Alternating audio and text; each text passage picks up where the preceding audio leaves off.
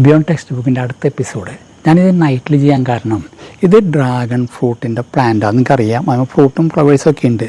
ഈ dragon ഫ്രൂട്ടിൻ്റെ flower വിരിയുക രാത്രിയാണ്. Theoretical time 8 തൊട്ട് 12 വരെയാണ് രാത്രി. അപ്പോൾ രാത്രിയാണ് ഇതിൻ്റെ പോളിനേഷൻ നടക്കുക. രാത്രിയാണ് ഈ ഫ്ലവർ വിരിയുക.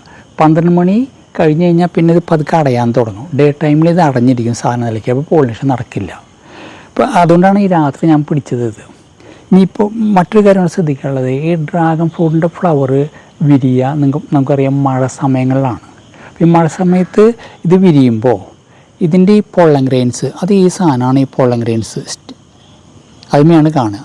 ഇതാണ് സ്റ്റിഗ്മ, ഫീമെയിൽ പാർട്ട്. അപ്പോൾ ഈ പൊള്ളൻ ഗ്രെയിൻസൊക്കെ മഴയത്ത് ഒലിച്ചു പോകും. അപ്പോൾ ഇതിൽ ഒരിക്കലും ഒരു പോളിനേഷൻ നടക്കില്ല, ഇതിന്മേൽ ഫ്രൂട്ട് ഉണ്ടാവില്ല.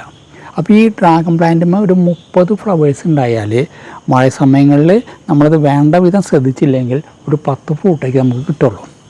അപ്പോൾ ഇതിലെങ്ങനെയാണ് നമുക്കിതിൽ പോളിനേറ്റ് ചെയ്യാൻ പറ്റുകയെന്നാണ് ഞാൻ കാണിച്ചു തരുന്നത്. ചെയ്യാൻ മെക്കാനിസം ഇതുള്ളൂ. ഈ പൊള്ളൻ ഗ്രെയിൻസ് ഇത് ബ്രഷുമ്മ ആയിട്ടുണ്ട്.